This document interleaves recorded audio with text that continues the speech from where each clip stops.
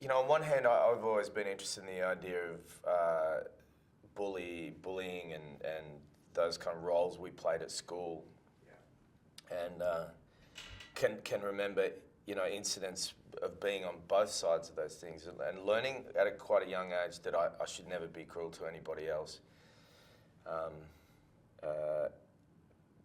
Because of how it makes you feel when it happens to you. But so interested in that general subject matter. But I got excited about making a movie or writing a script about it when I thought, how do those roles affect people through the rest of their life? And rather than tell a story that was set in a high school or whatever, to write a story that was set with people my age and using that concept of what would it be like to run into the person that you treated very badly when you're at school, or on the flip side of that, what would it be like to run into the person who bullied you?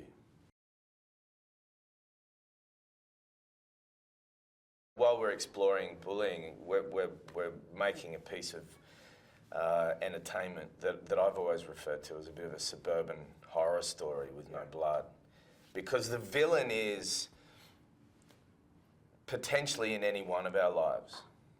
You know, who are those people at school and what's happened to them since, you know, 10 years, 15 years, 20 years, and do we change? The movie essentially is about a couple who move to a new city, back to where the husband, roughly where the husband grew up.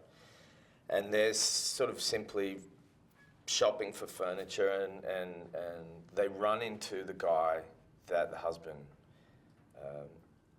terrorized, I guess, and bullied and changed the course of his life 25 years earlier. That guy, I played this guy in the movie, he starts to want to befriend this couple.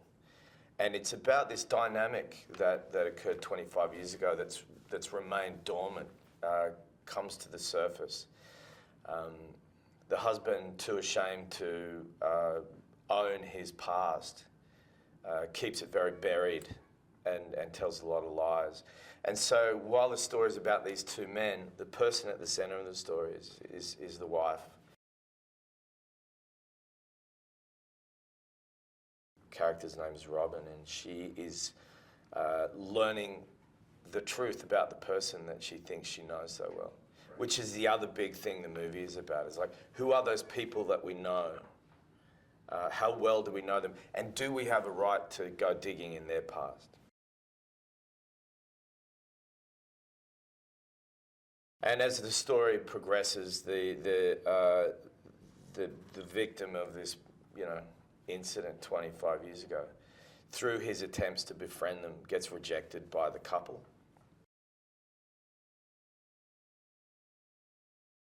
He's been sending them a series of gifts, and the gifts become more and more kind of telling and sinister, and this couple start to fall apart, and things get a little bit terrifying.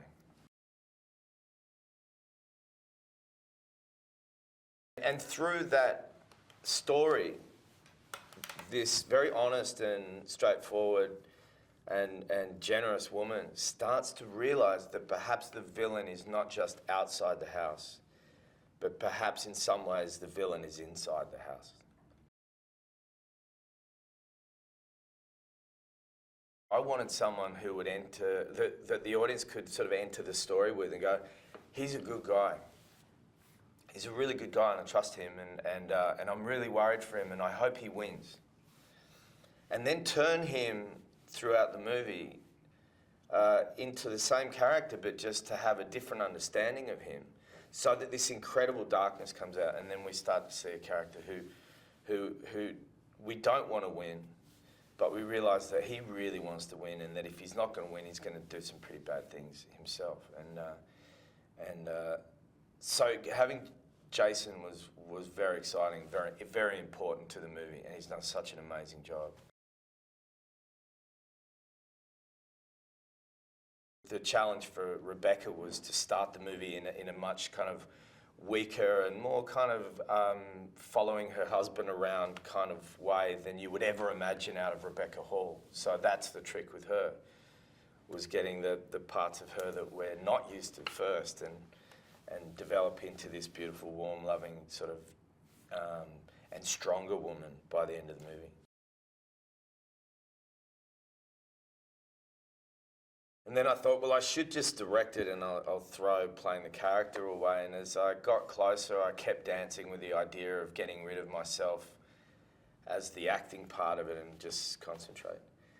And then, secretly I think the initial idea of wanting to play that character kind of was a little bit dominant. And when I realised I'd only have to do a small portion of the shoot as that character, it seemed more manageable to me. So I convinced myself that it was going to be okay.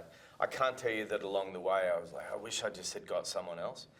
But I'm proud of having done it now. And, in respect to my brother, who's someone I really admire and love as a director and a person who had made movies before, who I knew going into it was going to be there on set on the days where I was in front of the camera, to give me that feedback, and that made me feel safe enough to do it.